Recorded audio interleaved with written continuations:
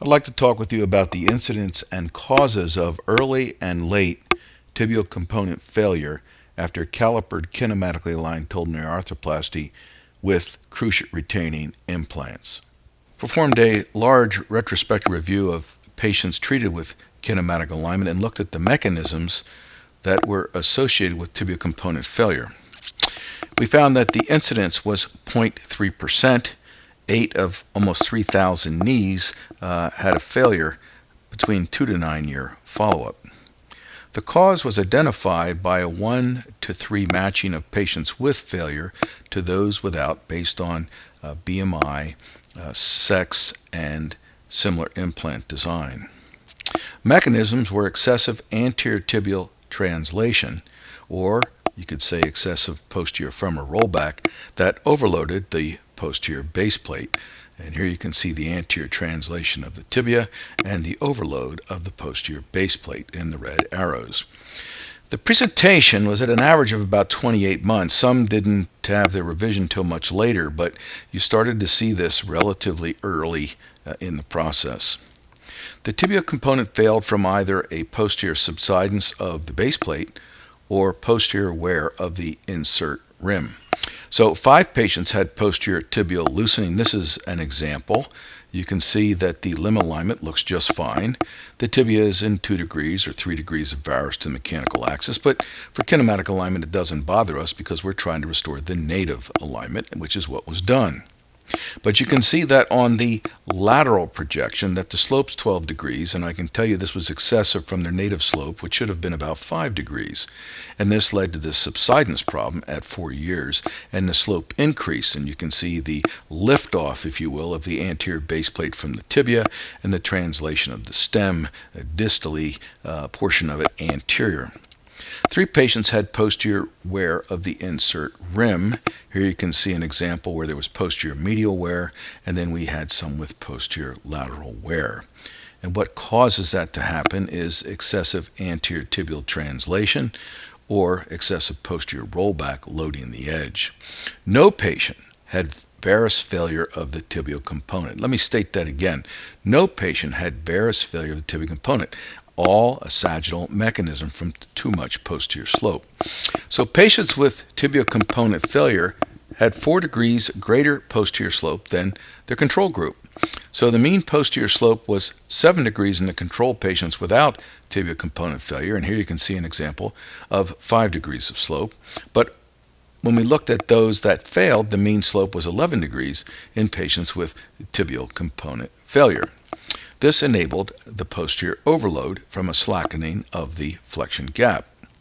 In 2016, we introduced verification checks that restored the native posterior slope, reducing the risk of early failure.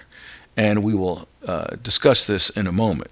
We set the posterior slope of the tibial resection to match the native joint line after compensating for wear, which lowered the failure rate from posterior subsidence of the tibial component.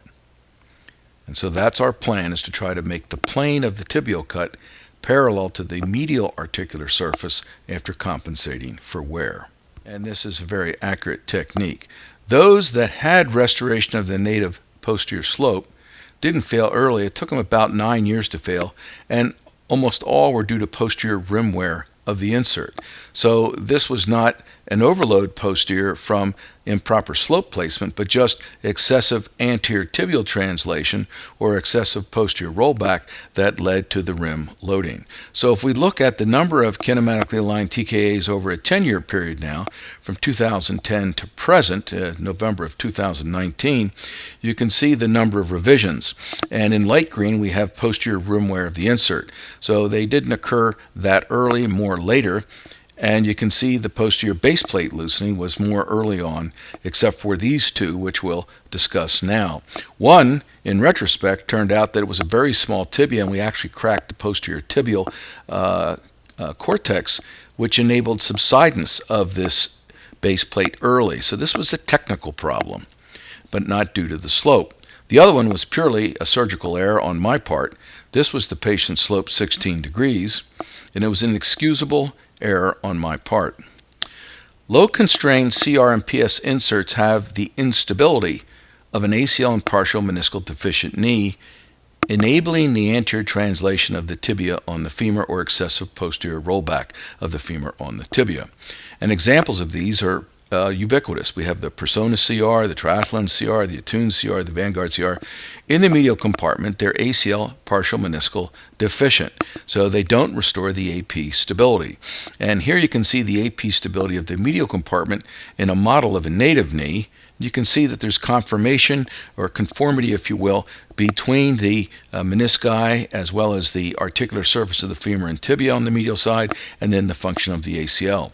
But when we look at the example of an ACL and partial meniscal deficient insert, you can see here there's really just no constraint. So the tibia can move anterior and the femur can move posterior, which enables the femoral component to get closer to the posterior edge of the base plate and insert, which causes either subsidence or wear.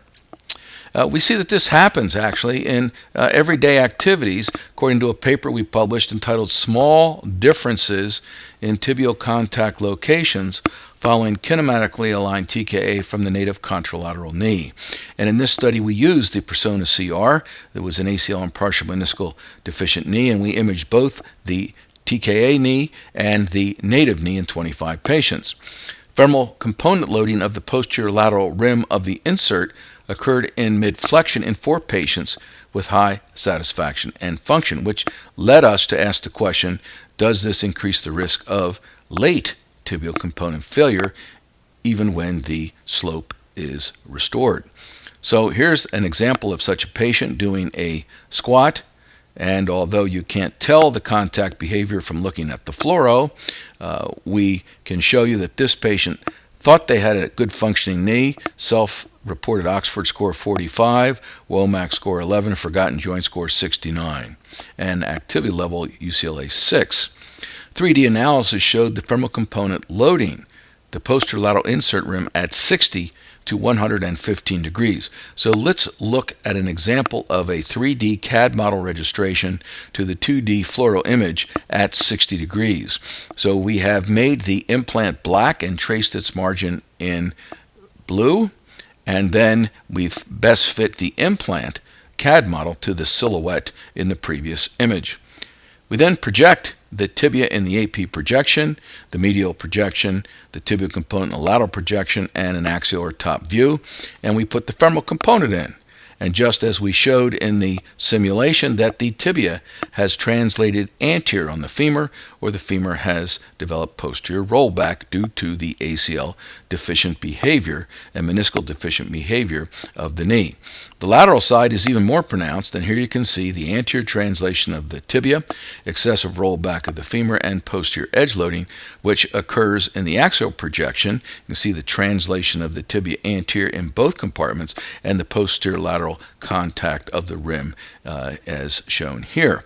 And this was not the insert from this patient, but we hypothesized this might increase this risk of this posterolateral edge wear and a rotatory instability on a later date.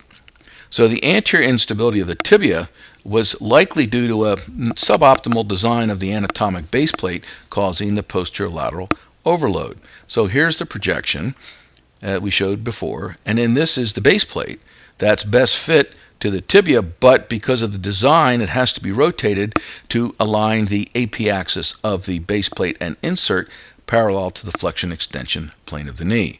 And this leads to an uncovering of the posterior lateral edge of the tibia, and you can see the femoral component, a line drawn connecting the center of the lugs, and ideally the AP axis of the tibial base plate and insert should be perpendicular to that which it is. So there's no malrotation of the tibial component. It's just that it's designed for the use with mechanical alignment to go to the medial third, lateral two-third junction of the tibial tubercle.